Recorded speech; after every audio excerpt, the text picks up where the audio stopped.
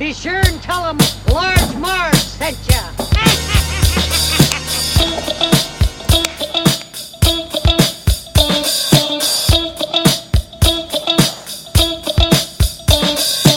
In the 90s, we were just teeny tykes. We liked our movies and our bikes. We wanted to be DJs, but we were just teeny gals. So we went off to college and we remained best pals.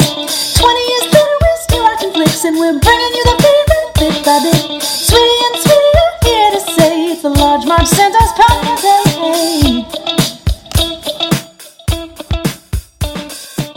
Hey guys, welcome to the Large Marge Sent Us podcast, your favorite podcast where two Sweetie sisters talk about movies that shaped their childhood. I'm Sweetie with an IE. And I'm Sweetie with a Y and a froggy voice. Yeah! So our sweet little Sweetie with a Y here got a case of the laryngitis. The laryngitis. Too much podcasting and singing in my car. Yeah, something like that. Anyway, so she was like with ad voice for a couple days, and now she's on the steroids. A week. Yeah, she's on the steroids now, so she's on the mend, let's say, but still like a little hoarse. So apologies. I probably in shouldn't be advance. talking at all, but I'm doing it for you guys because I love you. I know. I can't tell if I sound sexy or just like a goat. The latter.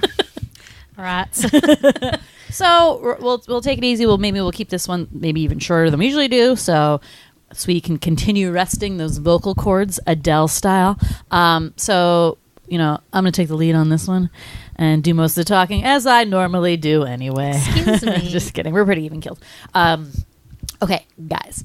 We watched today The Wedding Singer, which I thought was a movie in the 2000s, but actually is from 1998, believe it or not. So it's a late 90s film, so really kind of still fits into our scheme of 80s and 90s movies. So yeah, pretty sweet.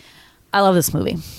Fun fact, I kind of hate Adam Sandler movies, but this by far is my favorite Adam Sandler movie, but also in general, one of my favorite rom-coms, I would say. It's lovely. I'm okay with... I'm not... Well, okay. I don't know. Yeah, Adam Sandler, love, hate. Mostly hate. I do like Big Daddy is the one that I kind of prefer. A little bit over this one, and I'll talk about that maybe later.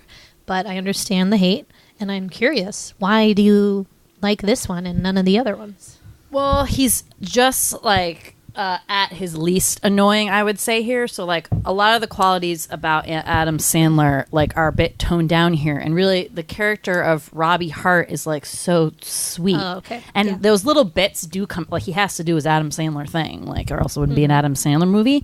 But they're like lessened enough that I don't mind it as much. He's very sweet in this. And also, like, I just love the context of this movie. So, a movie made in 1998, but focusing on the year 1985. So, as I've said many times, maybe not on this podcast, but just in my everyday life, there are, the movies and TV shows about the 80s in general are sorely missing, I feel like, from pop culture. I think that decade is a riot. I freaking love it.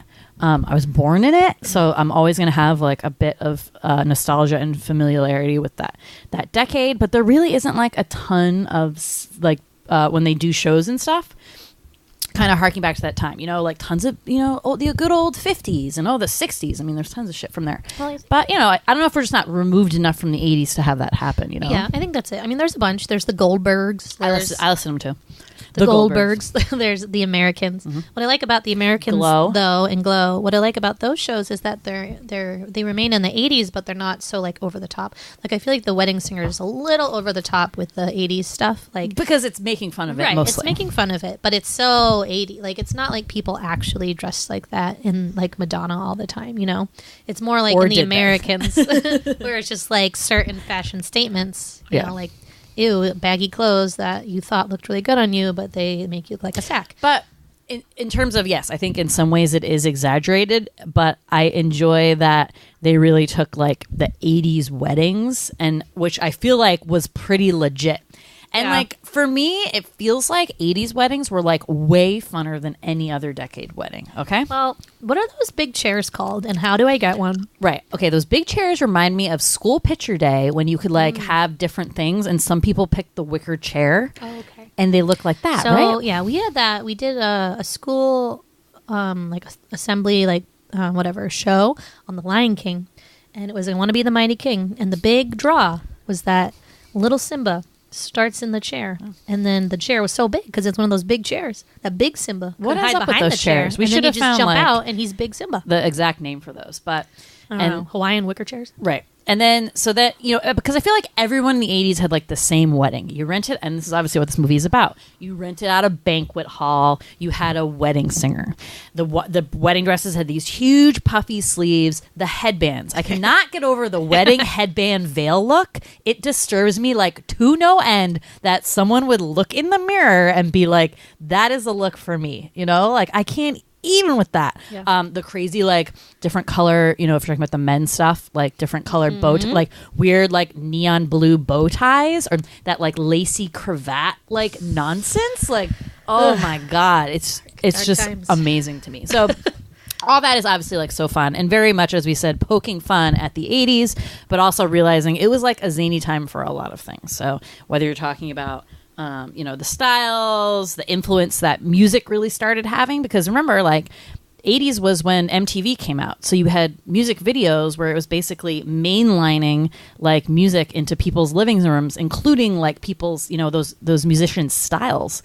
So like half this movie is people who, like Sweetie said, who dress like Madonna, who dress like Michael Jackson. So that was like such an influence on the population. I just love it. And we're used to that by now. And I don't think we're like as enamored by that. It's, you know, it's worn off a little bit, and there's obviously like other methods, you know, Instagram or like whatever we have now, but I just love that. Why else do I like this movie? Drew Barrymore, let's be real, at like her cutest. She's always cute, but she is like over the top cute. Is Julia in this? She's just real sweet. I just want to kiss her little chubby little face. her little flip cut. Little hair What's that flip. called? Yeah, Oh that's really cute. God, she's adorable. She's Her little polka dots, her adorable. little lipstick. She has such good use of lipstick and earrings and that fun necklace she Okay. has. Well, I'm on the fence about the necklace. Yeah. I don't think we statement need to necklace. wear it every day. I know. But yeah, she's adorable. Christine Taylor as her love her. sister, amazing. She's so why are her teeth so perfect? I Like, know. are those Okay. caps? I was looking at the scene when she kisses Robbie Yes, outside. that's the scene. And I was staring at her teeth. Me too.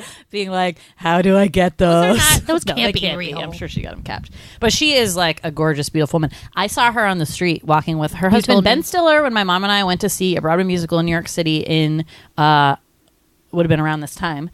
We walked by them and did one of those things. Was like, wait a minute, wasn't that Ben Stiller and his wife? Crazy. But we've been a fan of Christine Taylor since Hey Dude, and then obviously her star turn as Marsha on Brady Bunch. Can you She's so watch good. that next? Yes. Oh my Okay. God.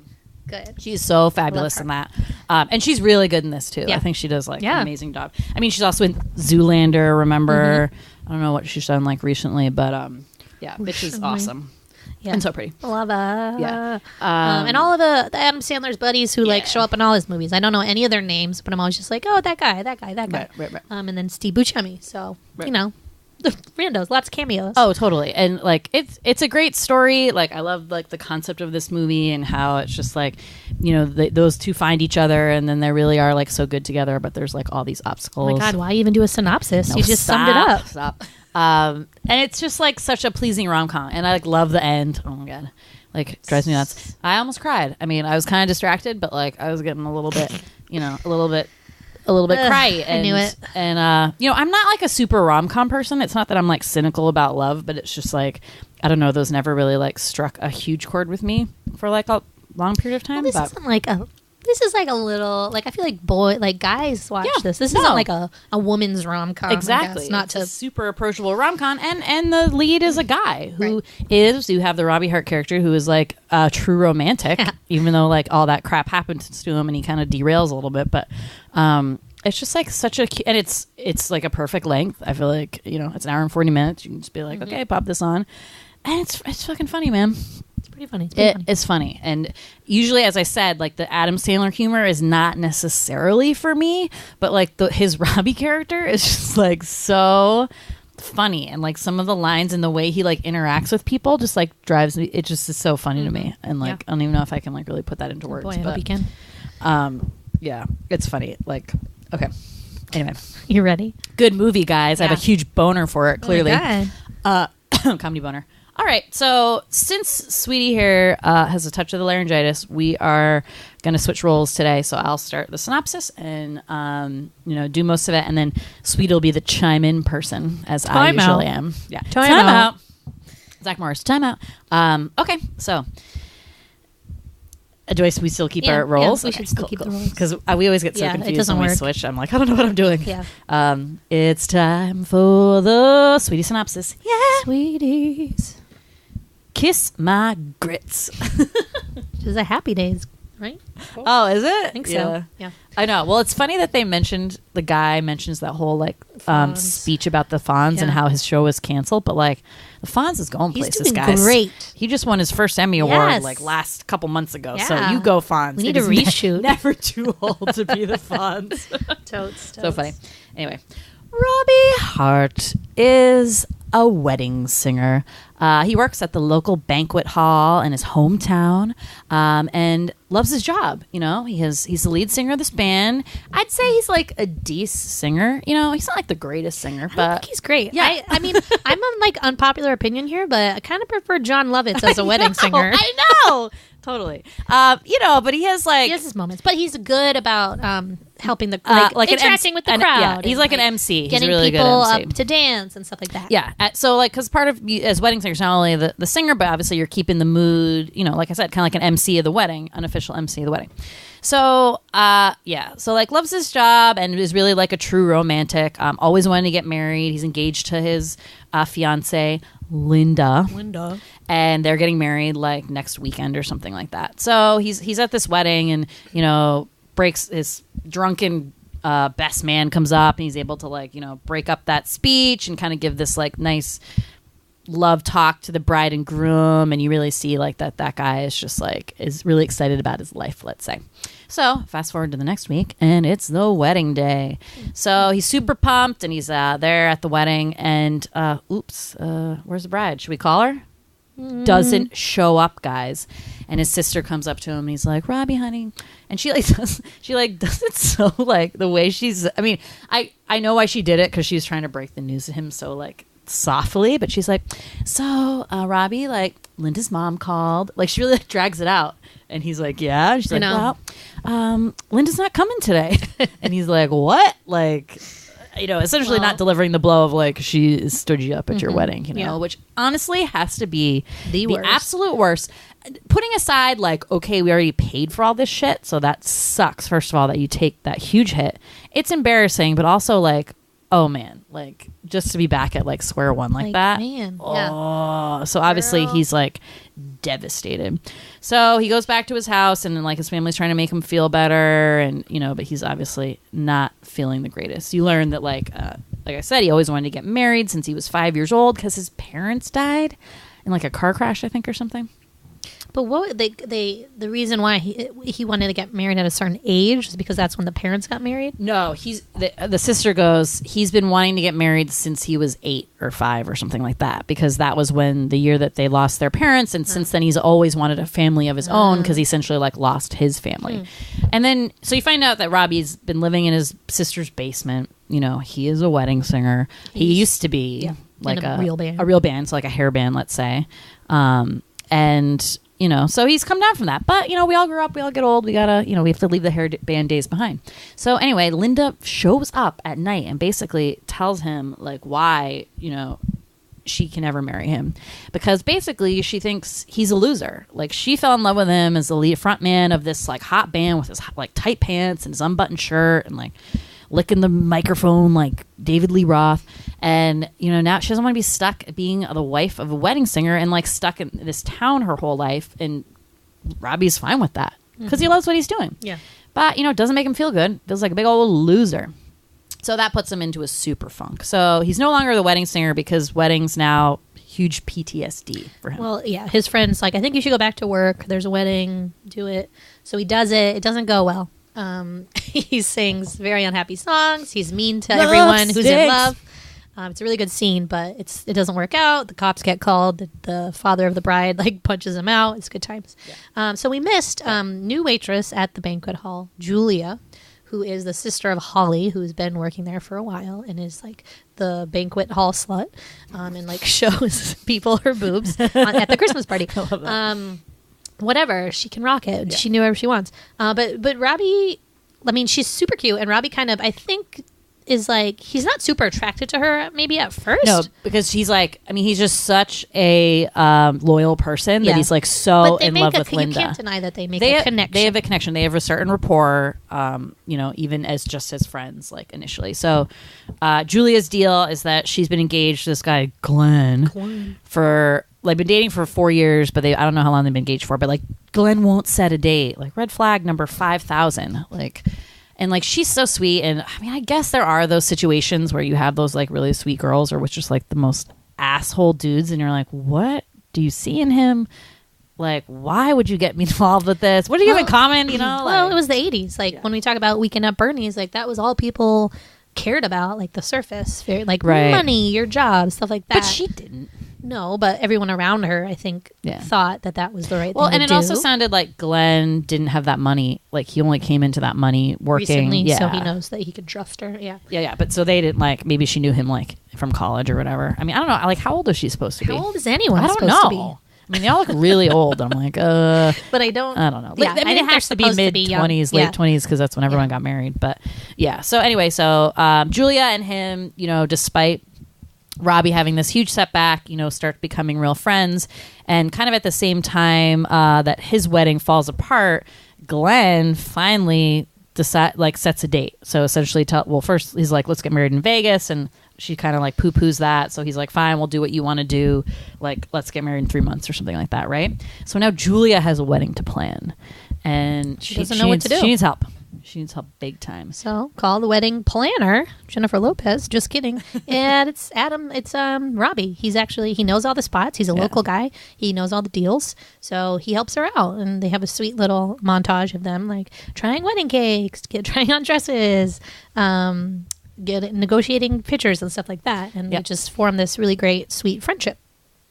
That's really sweet. It's just sweet. That's all I can say. Right. So while they're forming this friendship, obviously, like sparks are like starting to fly, sort of. And Robbie finds out that Glenn is, as everyone should have known, just from the look of that guy, is a huge asshole, and he's been cheating on Julia essentially forever. And so, but it's like, what do you do in that situation? You can't like tell her. I think it's bullshit. And like, I cannot believe that no one around her didn't like her. Like Holly didn't think he was like he never hit on Holly. But I think like even if because Holly is the one, like basically Robbie asks the sister like why is or the sister tells him why she's marrying Glenn at all, and she says it's about money and stuff like that. It's not, but she didn't know that. Why did she say that? I don't know, because I think that's what she thought, because again she's really involved in that culture of like maybe status and like trying to marry for money and blah blah blah. But anyway, so he kind of like keeps that to himself, and then what happens? I'm blanking. And there's a couple of bad timing things. Julia's doubting the wedding. She tries on her dress and is like, I'm Julia Gulia, and then like starts crying because it's a terrible name. And then she tries, I'm Julia Hart, and she smiles and is all happy. And Robbie at that moment is going over there to like confess his love to her, but sees her all happy in her wedding dress and is like, oh, she's too happy. I couldn't do it. But she was happy about you, Robbie. Yeah, bad timing. Really So then, bad timing number 2. This is so Shakespearean. Julia goes to Robbie's house to bring him this present, sweet little sheet music she made him. That's music and lyrics by Robbie Hart. And fucking Linda shows up in his, like, only wearing his Van Halen t-shirt. Yeah. And makes it seem like they had, like, she still calls herself his fiance. Like, fuck you, So the night Linda. before, when he like went to go confess his love and then kind of turned around and didn't do it, he got like really drunk that night, comes home and Linda's there, wants to get back together. So like sleeps over, and they don't do anything, but like sleeps over in his Van Halen shirt. So she does answer the door, and she's like, Robbie's indisposed, like can't come to the door. So Julia can't talk to him, and that's just like sets her off. So, you know, Robbie ends up, good for him, like realizing that him and Linda were a fucking horrible match. And that's kind of what happens to both these people in this movie. Like they both come to realize that the person they were going to marry is horrible. So guys, really think about it before you marry somebody, because like it's forever. I mean, not really, but like really think about it. Like if you do not want to get married, don't get married, you know? Yeah. Like it's sketchy. Yeah. So once Julia sees that Robbie essentially has like moved on and doesn't have any feelings for her because he's still in love with Linda, she thinks, she goes to Glenn and says, even though they're supposed to get married like the next day, she's like, screw that, let's go to Vegas now and get married there. So Glenn's of course pumped because he's a dick and is like, okay, like let's go. And so they get on the plane, and then Robbie, I forgot like where he was. Oh, he was at Rosie, the old woman that he like has been tutoring to sing a little song for her anniversary party. That party, and Julia's sister comes up and tells him like the whole deal, that she's flying to Vegas, blah blah blah. So he leaves and tries to catch her, gets on the flight to Vegas and doesn't know which flight, you know, so he just gets on one and doesn't know. And the only seat available is first class, so he's in first class. First time in his life, much like everyone. Oh my god, I love that scene, because when I first flew first class, that's exactly what I was like. First class? I was just, it was business. I didn't have to pay for it. Like it was through work, and I just didn't know because it was such a small plane, and it really was like, you know, it was just two bigger seats, and then the coach ones were 3, but there's no like partition separating first and like the economy, or first and coach. But like the stewardesses came up as soon as we sat down. They're like, can we get you anything to drink? Like just like up your ass the whole time. And I'm like, I turned to my work friend and I'm like, wow, the service on this plane is like amazing. And she's like, we're in first class, didn't you know that? And I was like, oh my god. So anyway, that's the same thing. Robbie's like, you know, asking like, oh, would you like some champagne, sir? And he's like, how much is it? And they're like, it's free. And he's like, what? Like flips out. I love it. Anyway, so he's in first class, and then come to find out, Julia and Glenn are on that same plane. What are the odds? Amazing. Also on that plane, Billy Idol. Billy Idol. Thank God. So Robbie is telling this story basically about the whole situation, and the whole first class people are listening, the crew included. And then the stewardess comes on and is like, ew, you guys won't believe this. This guy asked me to go on the Mile High Club with him. And she tells the story, and Robbie recognizes it as Glenn because he said that exact same thing to Robbie like earlier. And he looks, and he sees them, and he tells the plane, oh my God, they're on this flight. And they're like, no way. And so they all work together to like help him carry out this plan.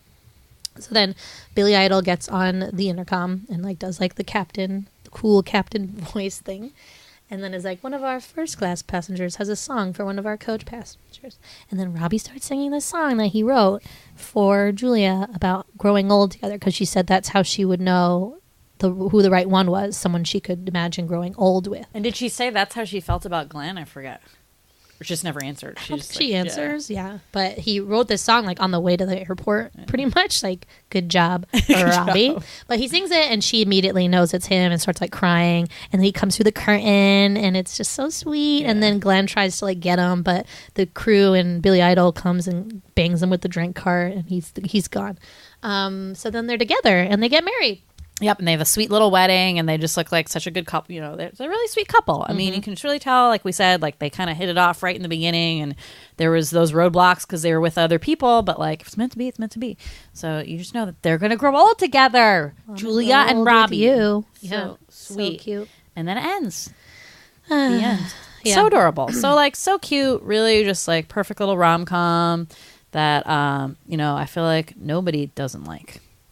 Nobody likes rom-coms. A lot of people don't like rom-coms. No, this movie. I don't know who watched this movie. That movie stinks. I mean, it wasn't as good as I remember. Like, I remembered it being better, I guess. Yeah. Like, I felt like it was a little lacking, and I think that a lot of that has to do with today's times. Like, the whole, like, Boy George thing is confusing. At this point, Alexis Arquette had already transitioned, I believe, if she was referring to herself as Alexis in the credits.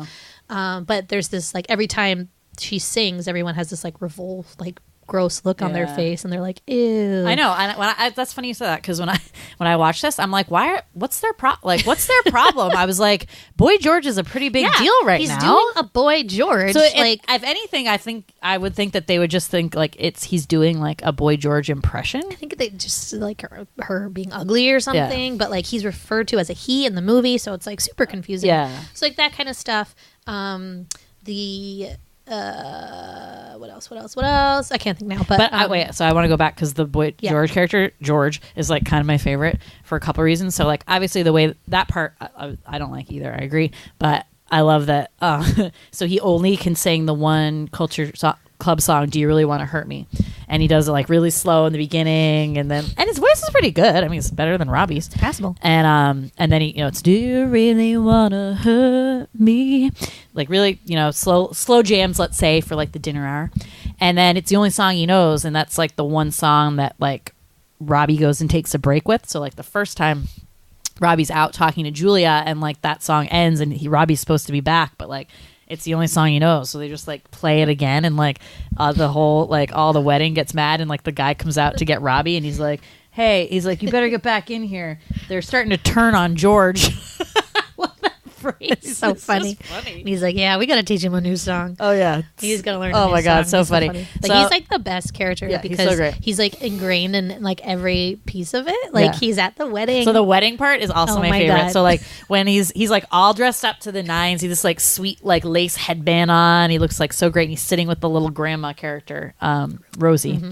and they're like so excited for the wedding. So this is Robbie's like first wedding to Linda, where he gets stood up, and they're all kind of like waiting for like, what's happening? Why is the wedding stalling? And then you see like Robbie go in, and he's like, "I just need a second," and like goes into this little gazebo thing and breaks the mirror and everything. And George like he starts like crying hysterically. And the best is that they just like zoom in on him, and his mascara is just like streaming down his face. He's like, "Oh god." yeah, that's my favorite. Oh my god. And then Rosie's like comforting him, and it like makes me crack My up. favorite George moment is at the wedding dress store. They're all so I like they do this thing where like everyone picks a wedding dress and tries it on and like models it. So like Holly comes out in this amazing, what I think is the best wedding dress, but like whatever. But obviously very like Madonna 80s. Yeah. Everyone's like no, and then like the mom tries one on and it's like awful. And then George comes out in this like tasteful ensemble.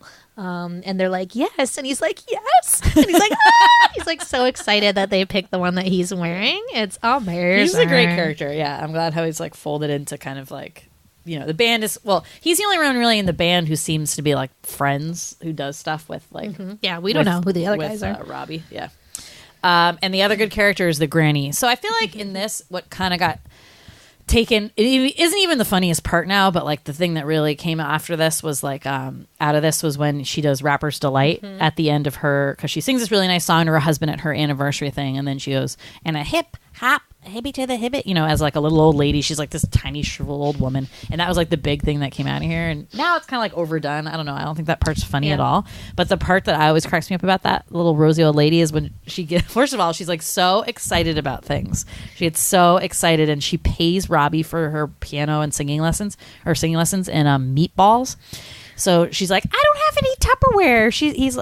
He's like, "I'll just take him to go." And she's like, "Hold out your hands," and like puts the meatballs in his hands. And she's like, "I just want you to try them so I can see the look on your face," and is like so excited about it. And she's like, "Ah!" She like flips out and grabs his hands with the meatballs in it, and is like, "Robbie Hart, you're gonna be like the best husband ever." And it's like so nasty. Oh my god, I love that part. And I love that part where she confesses to him that like, "Oh, are you worried about your wedding night? Like, I wasn't a virgin. I had slept with 8 men. Oh, I had intercourse with 8 men." And then she goes, "That's like 200 men like these days."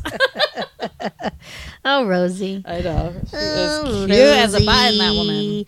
woman. Yeah, those are the good parts. I also like the love stinks part. So again, when he goes back to singing at weddings after his heart's been broken, He sings "Love Stinks," which is not a great song to sing at a wedding, but he brings like all like the outcasts of the wedding together, which again is in today's time a little like off color, joke wise, like making fun of a fat person and like the ugly woman with sideburns and the mutants at table 9. But it is kind of fun. I still think it's a little funny. Yeah, it is. No, I love that part. I love that the color scheme of that wedding is so atrocious to me. Which The scheme was Love that? Stink one is the red, like bright red sequin, like backdrop, and like all the men have like the red color, mostly red. A lot of like red. Yeah, I don't know. I think color. red was the color, but also I think it like sets the mood for that wedding to be kind of like angry. Good one, It sweetie. makes me angry, like just looking Wow. at that. And like the first wedding was the blue wedding, so like everything was base blue, and like Robbie wore blue, and he wears red in that one. So yeah, yeah, I like that one too. Yeah. Also, favorite scenes, the wedding kiss scene. So I always think of this scene because it is interesting to me, like how like to think about like, well, like what kiss like do you want to be like your public when you get married, like your public kiss. And like I've been to so many weddings now, and like the different variations I've seen on like how like the bride and grooms kind of like seal that deal is like so funny. And it's like an adorable scene because, you know, clearly they have like feelings for each other, but they're just really friends, I think, at that point. Like they don't even almost know they have feelings for each other until they kiss, right? Because they're really just friends. Pretty sure. Yeah. Yeah. He might at that point. I think he does. But yeah, she definitely, I don't think, was awakened quite yet. Yeah. Until that. But it's an interesting, you know, point of contention. Do you kiss open mouth or not at your wedding? Or Like with tongue? No. Not with tongue, but I think the like half open, like the whatever, the way that they did it was like the perfect kiss. Yeah. Right. Right, but because like you don't want, you know, like those old 40s movies or something where He like sucks her face off. or like they just would press their lips together so yeah. hard and not like move them. I do that to my boyfriend sometimes just as a joke. It's really funny. I just like I'm like because we watched a couple old movies and I think it's funny. Okay. No, it's funny. Interesting. But that is not. I wouldn't want that at my wedding. That seems weird. No. Just like a course closed not. mouth, almost No. peck on the lips. Who does that? That's like Do extended. people do that? I don't know. I don't think so. I think people have evolved to the Robbie and Julia kiss at this point. How long is it supposed to last? I don't know. 5 seconds? 5 seconds? Okay. Well, everyone's clapping. I don't know. You read Yeah. the room. Read the room. I don't know. And just what you want to do. I mean, it's your wedding. Do Yeah. what you want your to plate. do. Where can you play it? I also like the scene where they all go out to the club on like a double date. Julia says in the beginning that like she can't drink because she'll like throw up immediately or whatever. True story. She does. I don't know how much she drank, but it seemed like a little more than like if you're not good at drinking, don't drink a lot. Yeah. I don't know. It was bad judgment, but she was like in a bad mood because she gave Holly her blessing to like go out with Robbie, but I think she regrets it. Yeah. And she's like unhappy with Glenn, obviously, but she gets sick.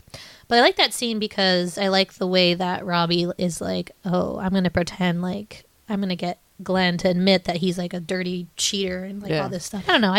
And he's like so bad at it, and it's so funny that like Glenn fell I for that know. because Robbie's like is so bad at like basically lying to be like, oh, look at that piece of ass. I'd hit that. Man, she's hot. because Glenn doesn't care. He's just like so just all about himself or whatever. And like Glenn, Who is that actor? I feel like he plays an asshole in like every movie. Oh, sure. He just has that face you want to It's punch. an asshole face. So my question is, and I know they do this because it's like a comedy, so things are like over the top. But what is the purpose of like having Glenn be so unlikable to the point where you're like, why is her family not realizing it? Or she like why isn't she Why doesn't she like realize it? Like it seems pretty obvious. I feel like they could have dialed that back like a little bit, just so that there was more of a believability there. I don't know why I'm talking about believability in an Adam Sandler movie, but like it kind of bothered me like watching it this time. I was like, why is he so outlandishly horrible? Did you know that Jim Carrey was basically Yeah. slated to play that role? Oh I read my that. I read that. God. That he would have been too zany. I don't know. I don't see it, but maybe who knows? I don't know. But I do love that scene also because the scene where she's really drunk and she's like I vomited. in my hair? And she's like so sweet and drunk. And then she's like, does my hair smell like vomit? And like, I'm telling you guys, get someone who will sniff your vomit hair, and you know you got a fucking winner there. Her hair's so short that like I doubt any got in there. It's probably like just the ends, but like he's so sweet and smells, and he's like, you smell wonderful. I mean, he was really just like the nicest guy. Can you think of anything worse than just like yakking your guts out in a club and then being stuffed into a DeLorean, and then have to go home? Like that, it seems like my worst nightmare. Could you roll down the window in a DeLorean? I hope so, but it just seemed really like compact and like claustrophobic. I know. But I felt bad for Julia in that moment. Oh yeah. But yeah, good scene. And then final really good scene, the first class scene on the airplane, as I talked about, but also the part once Billy Idol like comes in. So, you know, Billy Idol was like such an icon for the 80s. Like, I just love it. And they got the real Billy Idol, which is like amazing. And he looks like kind of the same. But not like, so stupidly in this, I was like, wow, I didn't realize he looked so old in the 80s. And then I was like, like, it didn't take me until like just this moment to be like, oh, wait. This was in the 90s. Yeah. So he's like 10 years old or whatever. Right. But I mean, you can tell. But he's so fucking cool that like it doesn't matter. And they make him, like, his personality, they make him seem like, you know, so smart. And I forget, like, what does he say? It's when he's listening to the story, or he like says something really great, and people are like something very like smart or something. And you're just like, whoa, like Billy Idol's pretty smart. So I love that little like cameo in this. Is like pretty amazing, and it's just so fun. Like all I love that when it's like the camaraderie of like strangers. Like it's like a situation like that. I love when the male flight attendant's like, "Excuse me, sir, I have to serve the beverages," and like goes with the cart. Oh, that fucking drink cart. Like, why does it have to be so fucking clanky? Hate it. Clanky. It's the clankiest shit. I don't know. And I do like that when they give him like the hot towel, he doesn't know what to do, and then he like tucks it in his shirt like a bib, and she's like, "Sir," like, such a. I mean, really, who invented that? It's a weird thing. It is nice though. It is nice. When I've had the few times we've had it. When I've had the hot towel. We got them recently. JetBlue. I think it was just like regular JetBlue to LA or something. Oh, Red Eyes. They give you to them on Red Eyes, I guess. But yeah, good stuff. So I have a major embarrassing sweetie confusion. Sure. My whole life, up until last night, I thought that Linda was played by Juliette Lewis. Wow. And like even the point where like I was like looking at her, I was like, she looks weird, but like I'm pretty sure that's still her. But then when she was talking, I was like, well, she sounds like a little different. And then I was like, maybe it's not her. And then I look at the IMDb and I'm like, oh god damn it. It's not her. That hair or something. It's something like her mannerism. She looks a lot. I think she looks a lot like her. Yeah. But super confusing. She's a great like horrible I'm shocked. character. Okay, I'll give a confusion now. So remember that like when the wedding is off and he comes back to his sister and brother-in-law's house and he's like eating the cake, and like the little nephew comes up to him in the Freddy Krueger mask and like the pointy Freddy Krueger like hand with the blades on it, and had drawn this like this picture of Robbie and Linda and made Linda into a devil. And Robbie's like, oh, he's like, thanks buddy, like that's not cool, but good job with the creativity or whatever. And then he goes, go back to the boiler room. So I saw Freddy Krueger for the first time this Halloween, so I never got that joke, and I thought it was just like where the kids played. I mean, Robbie sleeps in the basement, so I don't know if they can do that. But that's like great. good joke, and like there's all these really great like 80s references, you know, like the friend who I find hilarious, who like drives the limo and is like this wannabe like stud, but he's really like horrible and so tragic, comes into this party. They go to Julia and Glenn's engagement party in a Michael Jackson red leather jacket, you know, that style, and a silver, you know, Michael Jackson used to wear one sparkly sequin glove, and he has the glove on, and Adam Sandler's like, take that off, you look insane. It's so funny. So then there's like a line when, you know, they have like a little fight, and he's like, okay, say hi to your brother Tito. Like that. So there's all these like little 80s, like the Flock of Seagulls guy at like the airport. You know, obviously tons of stuff about music, like take off my Van Halen t-shirt before you jinx the band and they break up. They did break up that year, so like haha. So if like you're familiar at all with 80s pop culture, it's like all these little gems, and you're like, haha. I mean, that's like half the like comedy of the movie, right? Really good. Very homage. And the soundtrack is essentially like I Love the 80s from VH1. Remember that show, guys? It was awesome. I mean, that's where I get all my knowledge about the 80s and the too. 90s really was from that show. But yeah, really good stuff. So let's talk about the wedding dresses. Okay.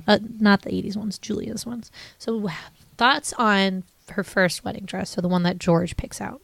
Do you like it? That's the What are really your simple thoughts? one with like the sleeve. Yeah, just it's like the little sleeves. cuffs. Yeah, Is that the it's one like she ended up wearing? No, it's a different one at the end. But which kind I of liked simple better. and similar. I like the one at the end better, actually. I thought it was a little more her. But yeah, the first one has like a collar kind of. Okay. And it's like Yeah, off the I'm shoulder, blanking on maybe all a the little different bit. ones now. I only remember the George one. Yeah. But I liked them. But yeah, I really liked. I mean, in general, like I said, like the 80s wedding dresses were like the hottest mess, first of all.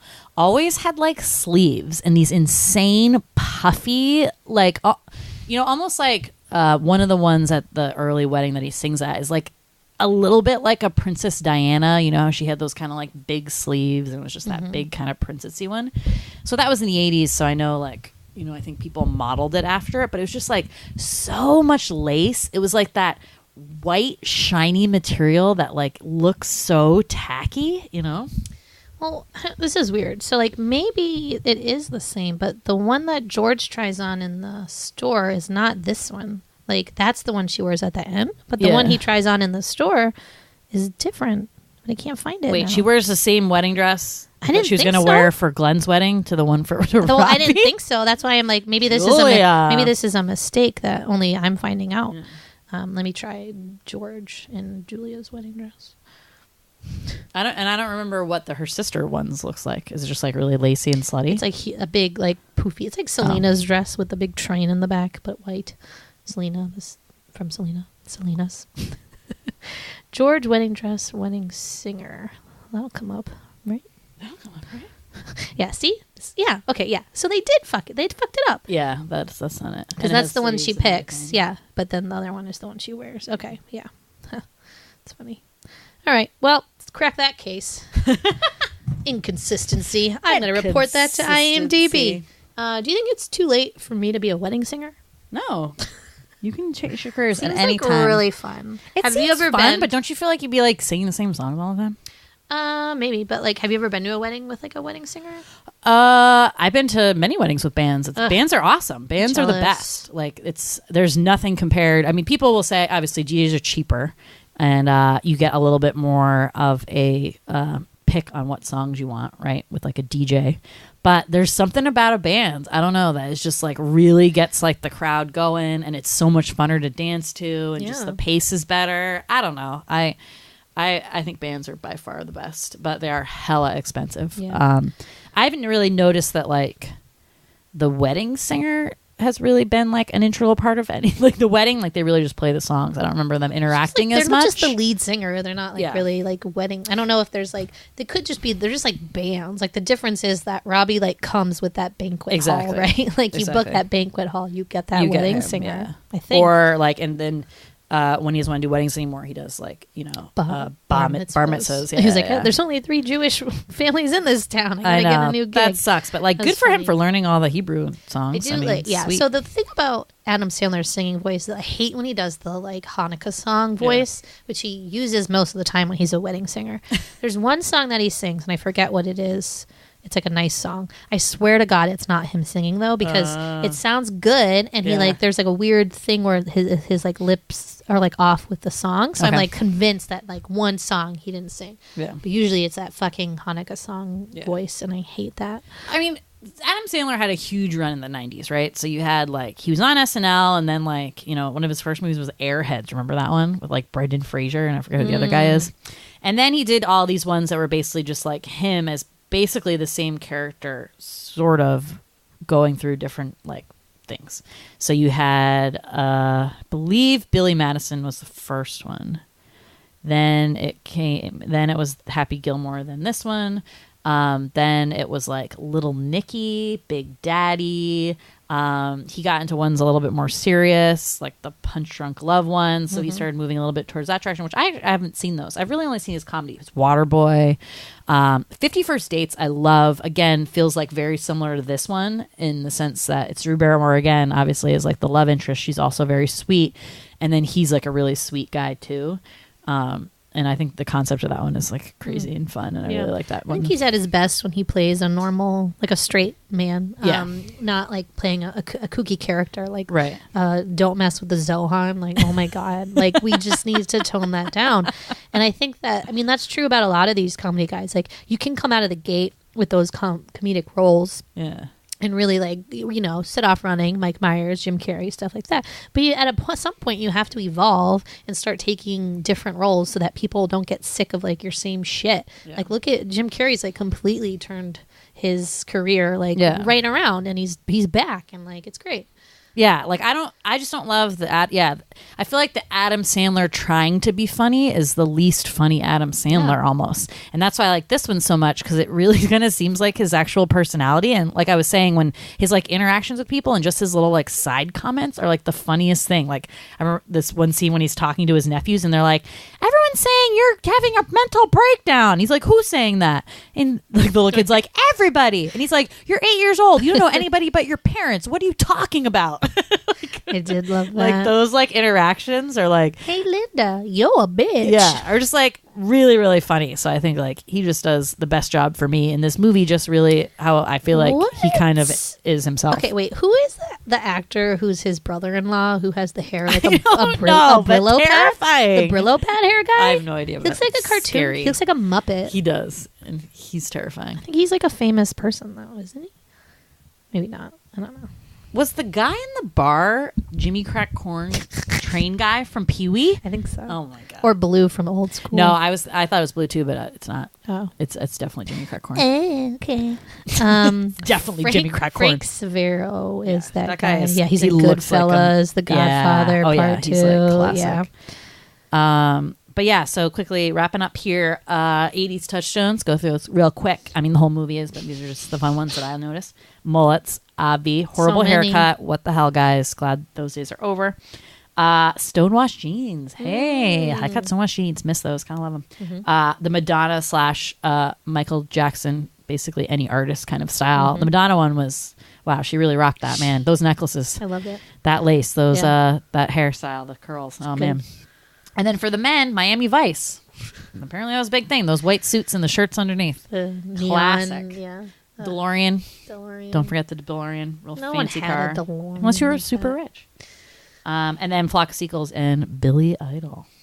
Boy George. Boy I mean, George. Like everything. Yeah, I mean, music was The so old big. limos, you know, those like the old white little limos. limos. I'm sure there's like a bunch of other stuff too. Like Prime food rib at stuff. the wedding. Yeah, prime rib. I feel like there's another food thing. Now I can't think of it. But good stuff, man. I was born a little later in the 80s. Didn't really grow up in the 80s. I was a baby. Didn't know much. But I feel like I was at least a little bit part.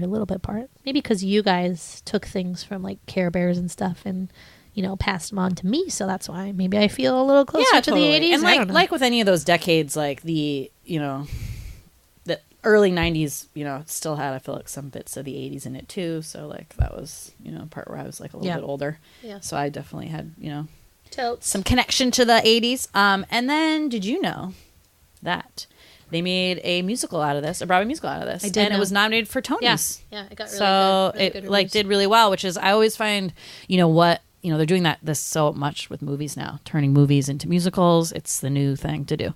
And some are great, you know, some are not great. Yeah, there doesn't seem to be like a formula. I think it just all comes down to the writing, honestly, of the songs and like how you approach it. And I mean, and it's interesting. I'm sure that there's probably some original songs in that one, but I wonder if they got the rights to some of the 80s songs and that's like part of it. No, probably they're probably all original. Oh, wow. I would assume. I mean, that's what a musical is. You don't like go to a musical and like. No, I mean, aren't some like based on like the Jersey Boys as like all the Sure, but those that's songs. not what this is. I don't know. Let's look it up. Wedding Singer, the musical. Soundtrack? Yeah. Wedding Singer. I wish. I'm so pissed. I can't sing because I wanted to sing a lot and I can't because my What fucking songs do you voice. wanna sing? Well, I wanted to sing the Love Stink song. I wanted to sing Robbie's little song that he writes. The Somebody Kill Me Now, Please. I love the interaction with the dad at that wedding. One more outburst from you, and I will strangle you with my microphone cord. Yes, I do like that. Yeah, so they do It's Your Wedding Day, Someday, A Note from Linda, Pop, Somebody Kill Me, A Note from Grandma. Yeah, these are all original. Yeah. So yeah, good so them. you're right. Good one. Yeah, that makes sense. Okay, cool. Well, I'm glad that that's like kind of interesting to me and cool. I mean, this is an original, as we said, sweet original story, which is so hard to come by now with movies. Not necessarily with comedies, but they seem to be more original. Not really like taking comedy book, Totes. turning that into a movie. So yeah, just love these little comedies. But yeah, that was super fun. I'm so pumped we did a little afternoon delight watching this movie while I was supposed to be working. Hey, but yeah. So happy Friday, everybody! You'll probably be listening to this next week, and hopefully, we could release it right now. Oh, we'll see. We don't want to we'll disappoint. see. I don't want to disappoint Michelle anymore. I know. But love you guys. Love you. Miss you. We'll try to, be back, in good health and not be super busy and crazy and really get you those apps. I hope but so. Thanks for listening. Yeah. Bye. Bye. Yeah. You know where to find us. Later.